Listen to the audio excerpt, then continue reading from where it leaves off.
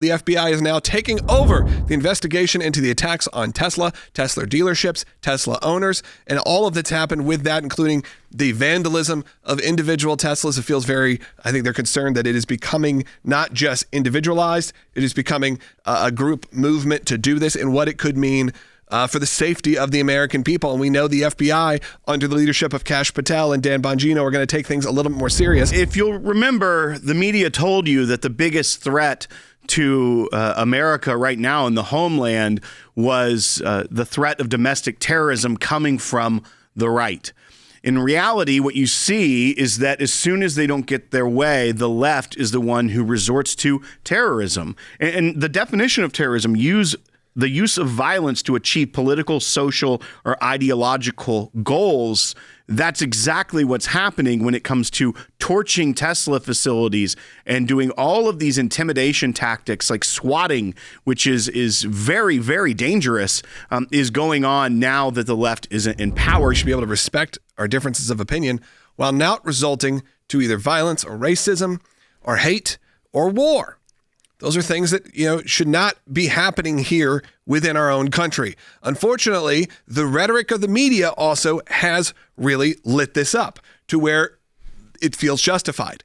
The people who are attacking these Tesla dealerships or individuals are not doing it out of a place maybe where they think they're committing some sort of atrocity. You're robbing a bank knowing that it's wrong to rob a bank. They are thinking that this is maybe an American thing they should do, which is to vandalize people's private property. We saw this in the campaign, that when you allow the media to continue to call someone Hitler over and over and over again, people end up doing bad things. President Trump there was attempted assassination of him twice during that campaign.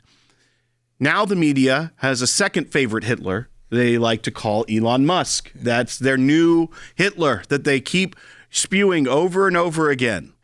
And what happens when you start calling people the embodiment of evil? Yeah, That's name. What they're saying. They're calling him the devil himself.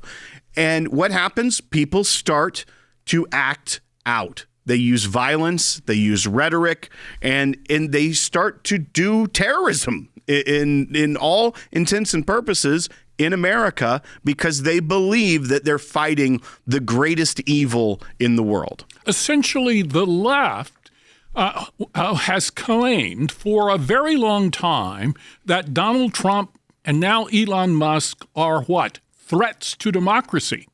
So rather than accept these quote-unquote threats to democracy, members of the left are engaging in revolutionary activity which constitutes a threat to democracy. And many talking heads on CNN, MSNBC, and elsewhere are egging these individuals on. It's not just people protesting. Nothing wrong with protesting. Nothing wrong with getting in the streets, having your voice heard, being on a sidewalk. God bless you. I support you. Even if I disagree completely with what you say, I support your right to do it. And I've been, publicly, people have approached us in negative ways on the streets. And I understand that is frightening sometimes. But if they're not coming at you with violence, then it's all right. It's part of living in America, part of the free speech. However, when you start vandalizing, robbing, looting, spray painting people's cars, destroying them on fire, setting dealerships on fire just because you somehow feel that you are justified, that you are some sort of French revolutionary by burning a Tesla. No, we have to make sure that the agenda, specifically and I think she's right in the sense of, you do have to be careful, because when you see it, it's not just always copycats. It often is organized. How are they organized? Who's organizing it? What is the motive? All of those things have to be looked at, and I think that's what the FBI is doing. The problem is that you also see influential voices within the party that are also, they will say, like, go protest, but peacefully, and they will add that on, but they are adding fuel to the fire, because they will say, like, I don't support the burning of this, but here's what's going on that's so bad. Even Jasmine Crockett was on a social media call about them trying to protest Tesla. And she said, all I want for my birthday is to see Elon taken down. It's the same loop of rhetoric that then they try to pass off as it's just politics. It's just political rhetoric. You know, when Chuck Schumer threatened the Supreme Court in front of the Supreme Court, that was just political rhetoric. But the difference is when you see political rhetoric and then the people that you're speaking to are taking action, that's dangerous, and they haven't learned from that yet. I am truly here for very selfish reasons. Starting with on March 29th, it's my birthday. And all I want to see happen on my birthday is for Elon to be taken down. Yes. Former vice presidential candidate Tim Walz, who you may have seen, ruffled a few feathers on Gavin Newsom's podcast, essentially saying he thinks he could take in a fight any Trump supporter, any conservative. And he's like, especially if it was like a WWE style fight. I think we do have the clip, right? Yes. Let's play it. This notion of respect is something that keeps coming back to me. People that just feel like we don't respect this How notion do you fight it?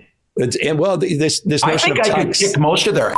I do that if they wanted to. I know I can outrun them, but I don't know if we're going to fall into that place where we want to. Okay, we challenge you to a WWE fight here type of thing. And if you think back, this shows you really the difference between the Democrat Party and the Republican Party in the way that they handle disagreements with policy decisions by companies, whether it be Bud Light or Disney or any of those that conservatives had an issue with. What do? They just don't go, or they don't buy the product. They don't patronize. But when it's the Democrats and the leftists, they turn to violence. And even the rhetoric from Tim Walz there is invoking. Gavin Newsom was talking about respect, and Tim Walz took it to violence. He's the one who said, "How do we fight it?" And then he says, "I mean, what are we going to? I think I could kick their you-know-whats." This is ridiculous that the left, whenever they have a disagreement, they turn to violence. Politically, the Democrats are trying to position themselves as tougher folks, right? Stronger people. The weakness that they have portrayed have not paid off for them. I mean, you see guys like Donald Trump now in the White House, and a lot of the reason for that, I believe, is because he is a strong individual that people would look to as a leader. So I think a lot of that with what Walt says is the memo, right? That we have to appear stronger and we have to be able to match up to the Republicans and conservatives. I think the way that you combat that is we just keep on doing what we're doing. Ultimately, I think when the average person out there sees what's happening, for instance, with Tesla, and the fact that for no reason, virtually, they're being attacked, that is not going to play well. So it's one of those situations where we just have to not be intimidated and just keep on doing our thing.